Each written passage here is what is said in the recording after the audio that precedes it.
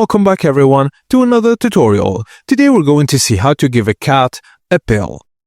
Firstly, hold the pill between the thumb and index finger of one hand. With your other hand, hold the top of your cat's head, placing your thumb and index finger gently on their cheekbones. Gently tilt your cat's head until their eyes are looking up toward the ceiling. Often, their jaw will naturally drop open. If not, use your middle finger to apply light pressure to the lower jaw.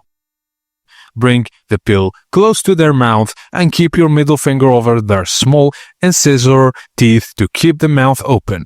Place the pill as far back on the tongue as possible. This helps ensure that they swallow it. Now close their mouth gently and stroke their throat or blow softly on their nose to trigger swallowing.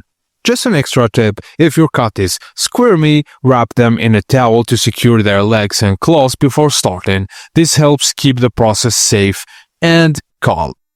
And that's it guys, as simple as that. Thank you for watching and please don't forget to like and subscribe for more.